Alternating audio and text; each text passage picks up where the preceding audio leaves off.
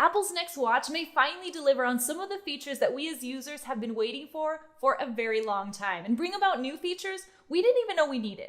Let's talk Apple Watch Series 6.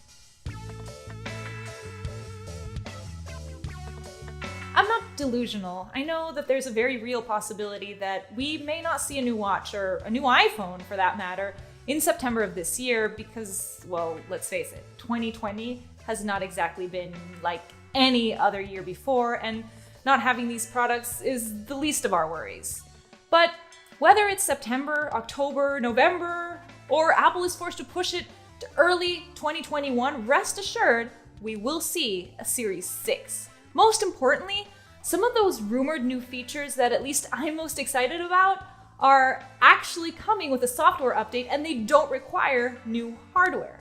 The biggest one this year may very well be sleep tracking, or well, native sleep tracking, because I know there are plenty of third-party apps out there that already do this on the Apple Watch. I'm talking about an Apple branded sleep tracking app.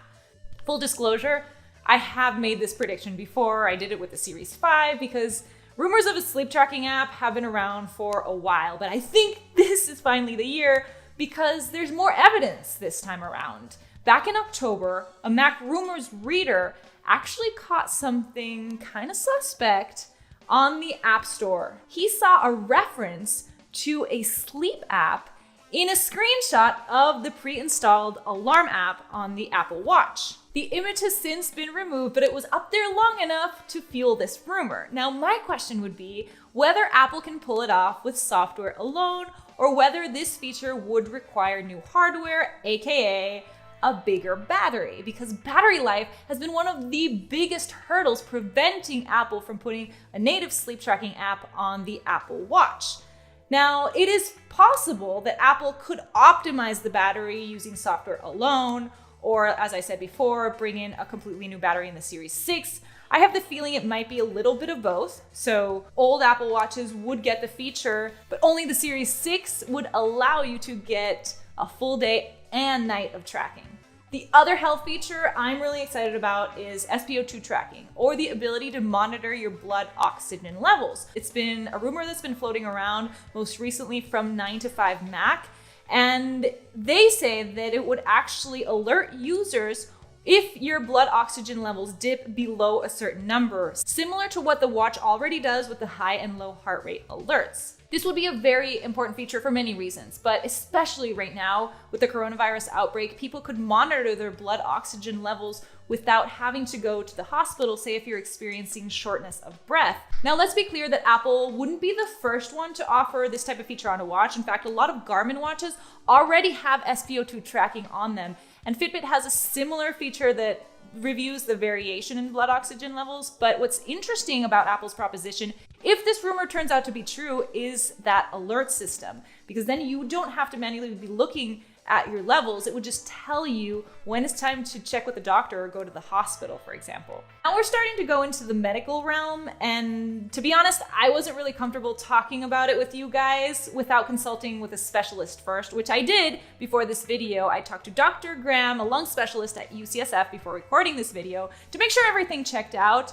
And when I asked him whether Apple could pull it off with a software update or if SpO2 tracking required specific hardware, he mentioned that it is possible that Apple could do it with an algorithm and with a software update, but realistically, it would require new hardware. So he's talking about a pulse oximeter, a specific pulse oximeter on the next Apple Watch. In that case, that means that only the Series 6 would have this type of feature. But again, everything's possible. The other rumored new feature that doesn't require new hardware is a fitness app. Now, this is not the Activities app, which is already on your Apple Watch and on your iPhone. What Mac Rumors says is that Apple is working on a standalone fitness app that would actually guide you through different workout routines, anywhere from rowing, cycling, running, weights, you name it, it would have it on there. Obviously, there are plenty of third-party apps out there that already do this. My favorite right now, because it's free, is the Nike Training Club. But there are tons of other ones, and Fitbit already has something similar called Fitbit Premium, which gives you guided workouts on your wrist. What's interesting about Apple's take on this is that it would be available on different devices. So you could access the fitness app on your Apple TV if you'd rather work out with the TV on, or on your iPhone if you'd rather just take your iPhone to the gym as well. So pretty interesting. Like I said, it's not completely novel, but I'd be curious to see how Apple pulls it off. My question would be, how much are we gonna have to pay for it? Is it gonna be free as Mac rumors suggest, or will it be behind a paywall? Maybe it'll be some sort of system like Apple News Plus, where some of the news is free, so some of the workouts are free, but maybe the more premium content, I don't know. And we may finally see an Apple Watch for kids, although it won't be a new Apple Watch per se. It'll just give parents more tools to be able to give an Apple Watch to their kid.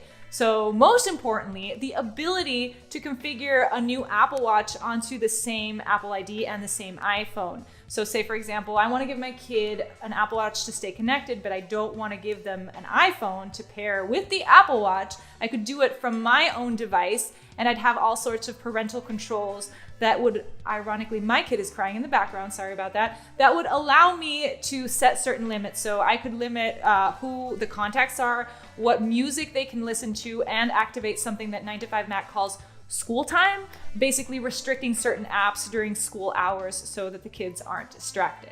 And in terms of design, I don't think we're gonna be seeing a new look on the Apple Watch, at least not in 2020. Maybe new materials like, I don't know, diamond encrusted Apple Watch. I don't know what else we haven't seen yet from the Apple Watch, but not a new form factor, not a round watch face. That doesn't rule out the possibility of it existing in the far future, because we know that Apple has already registered quite a few patents showing a round watch face, but just not this year. But hey, at least we're gonna have new watch faces to spice things up a little bit on our old Apple Watches. At least that's what 9to5Mac seems to think. Apparently there are going to be flag watch faces for different countries. You're also going to be able to set a shared album as your Apple Watch face. So say, for example, you have a shared family album like I do, where I upload pictures of the kids. If my parents have an Apple Watch and they're in El Salvador and I upload a new picture of my kids, they would be able to see new kids' photos appear as their watch face background, which is really cute. And a new tachymeter that would make it look more like an analog watch as well. Sadly, no watch face store yet, which I know a lot of you have been asking for, but at least it seems to be loosening its reins a little bit, because according to 9to5Mac, Apple will allow you to share via AirDrop your different configurations and your different watch faces with different users. And I think that's all I got. Although we did cover a lot, didn't we? I'm probably missing a few things. Let me know in the comment section what you guys are most excited about in terms of watchOS 7 or the Apple Watch Series 6. I really want to know. I'm very excited about both of them, so I will keep you posted on any other updates that I find along the way, and I'm gonna have to go because my baby